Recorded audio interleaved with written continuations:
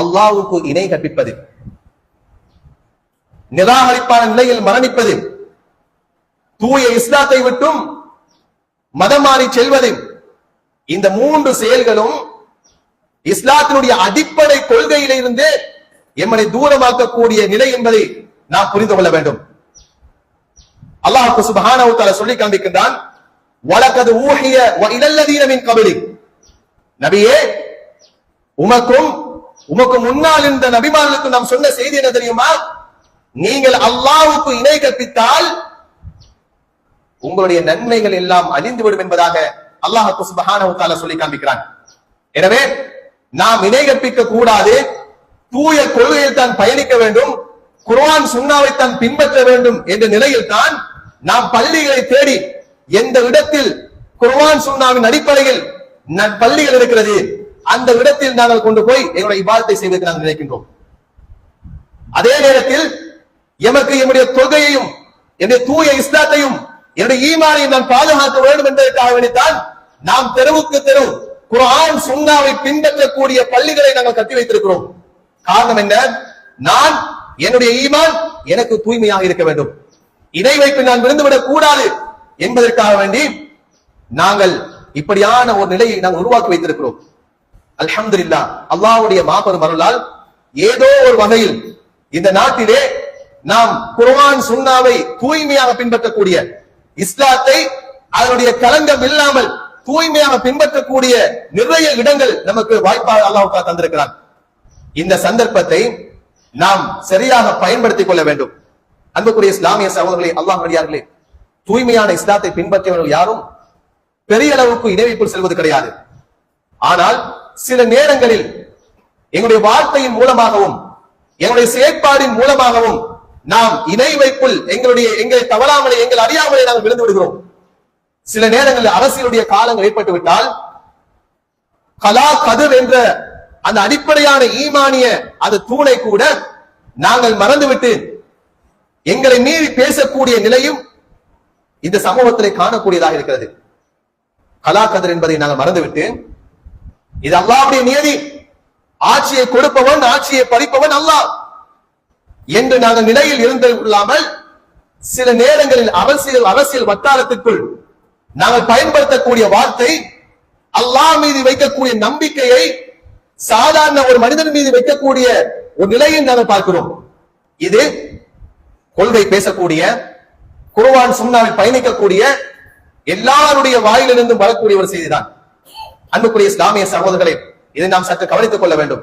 எனவே அல்லாஹ் சுப்ஹானஹு வ தஆலா அவன் அருமறையாம் திருமறையை குறிப்பாடுகின்ற பொழுது, இன்னஹு மை யுஷ்ரிக் பில்லாஹ், யார் அல்லாஹ்வுக்கு இணை கற்பிக்கிறார்களோ, படைப்பாளன் அவருடைய படைப்பிடத்தை கொண்டு படைப்பாளனுக்கு இருக்கக்கூடிய தன்மைகளும் வல்லமைகளும் படைப்பிடத்திற்கு இருக்கிறது என்று யாராவது நம்பினால் அவர் இணை வைத்து விட்டார். இன்னஹு மை யுஷ்ரிக் பில்லாஹ் ஃபகத் ஹர்ரமல்லாஹு அலைஹி ஜன்னah. அல்லாஹ் சுப்ஹானஹு வ தஆலா யார் இணை கற்பிக்கிறார்களோ அவர்களுக்கு சுவர்க்கத்தை ஹராமாக்கி விட்டான், அந்த வாயிலை அப்படியே மூடி விட்டான், யாரும் அந்த வாயிலால் நுழைய முடியாது என்ற நிலை அல்லாஹ் உருவாக்கி விட்டான். யாருக்கு? இணை கற்பிப்பவருக்கு, ஷிர்க் செய்யக்கூடியவர்களுக்கு. நாம் நினைத்துக் கொண்டிருக்கிறோம் நாங்கள் ஷிர்க் செய்வது கிடையாது தானே, நாங்கள் சிலைகள் வணங்குவது கிடையாது, மரணித்தவர்களிடம் கையேந்துவது கிடையாது, எங்கள் வீடுகளிலே இணை வைப்பை உண்டுபடக்கூடிய எந்த ஒரு பொருளும் கிடையாது, இப்படியான நிலையத்தில் நான் இருக்கிறேன் என்று நாம் ஒவ்வொருவரும் பேசிக் கொள்கின்றோம். ஆனால் சில நேரங்களில் எங்களுடைய வார்த்தைகளில் வரக்கூடிய வார்த்தைகள் கூட இணை வைப்புக்குரிய வார்த்தையாக இருக்கிறது. தவக்குள் வைக்கக்கூடிய இடத்தில் அல்லாஹ் மீது வைக்கக்கூடிய தவக்குலை நாம் சில நேரங்களில் சாதாரண மனிதர்கள் மீது வைத்து விடுகிறோம். இது அல்லாஹ்வுக்கு மட்டும் உரிய பண்பு. அந்த பண்புகளை நாம் எந்த ஒரு படைப்பிடத்திற்கும் கொடுக்க முடியாது. இந்த நிலையில் நாங்கள் மரணிப்போமாக இருந்தால், இதில் கவனமற்று செயற்படுவோமாக இருந்தால் அல்லாஹ் சுப்ஹானஹு வ தஆலா சொல்வது போன்று எமக்கு சுவர்க்கம் ஹராமாக்கப்பட்டுவிடும். அன்புக்குரிய இஸ்லாமிய சகோதரர்களே, அல்லாஹ்வுடைய அடியார்களே, அதனால் தான் லுக்மான் அலைஹிஸ்ஸலாம் அவருடைய அந்த வரலாறை பற்றி சொல்லுகின்ற பொழுது, லுக்மான் என்று சொல்லக்கூடிய நல்லடியார் தன்னுடைய மகனுக்கு சொல்லுகின்ற முதலாவது அறிவுரை என்ன தெரியுமா? நீ அல்லாஹ்வுக்கு இணை கற்பித்து விடக் கூடாது, நாம் சுவனம் செல்வதற்கு தடையாக இருக்கக்கூடிய முதலாவது செய்தி என்ன தெரியுமா? அல்லாஹ்வுக்கு இணை கற்பிப்பது. இதனை எங்களுடைய குழந்தைகளுக்கு சொல்லிக் கொடுக்குமாறு அல்லாஹ் தஆலா குர்ஆனின் ஊடாக வழிகாட்டுகிறான். இதே நேரத்தில் நாம் நிராகரிப்பின் பக்கம் எப்படி செல்கிறோம் என்றால், குர்ஆன் ஏதாவது ஒரு பிரச்சனை வருகிறது, ஏதாவது குடும்பத்துக்கு நிகழ்வு வருகிறது, அந்த நிகழ்வோ அந்த பிரச்சனையோ குர்ஆன் வசனத்திற்கும் சுன்னாவிற்கும் முரணாக இருக்கிறது. இந்த நேரத்தில் நாங்கள் என்ன நினைக்கிறோம் என்று தெரியுமா? இது ஒரு தடவை தானே, நாம் செய்யக்கூடிய செயல்கள் குர்ஆனுக்கும் குர்ஆனுடைய வசனங்களுக்கு மாற்றமாக இருக்கின்ற பொழுது அந்த நேரத்தில் நாங்கள் சிந்திக்கின்றோம், ஒரு தடவை தானே செய்ய போகிறோம்.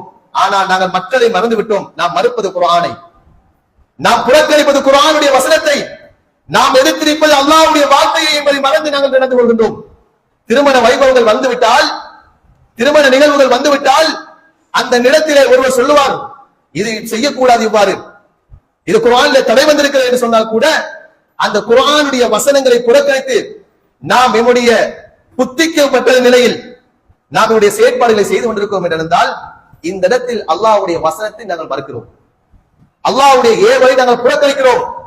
இப்படியான நிலையில் ஒரு மரணித்து விட்டால் அவருக்கு சுவர்க்கம் ஹராமாக்கிவிடும். அதே நேரத்தில் பாருங்கள், உலக இன்பங்களுக்காக வேண்டி, உலகத்துடைய ஆசா பாசங்களுக்காக வேண்டி மதம் மாறக்கூடிய நிலையில் நாங்கள் பார்க்கிறோம். அன்புக்குரிய இஸ்லாமிய சகோதரர்களே, அல்லாஹ்வுடையார்களே, இது அனைத்து செயற்பாடுகளும் எமக்கு மரணம் வருவதற்கு மட்டும்தான். இந்த நிலையில் நாங்கள் மறைத்தோம் என்றிருந்தால் நிச்சயமாக அல்லாஹ் எமக்கு சுவர்க்கத்தை ஹராமாக்கி விடுவான்.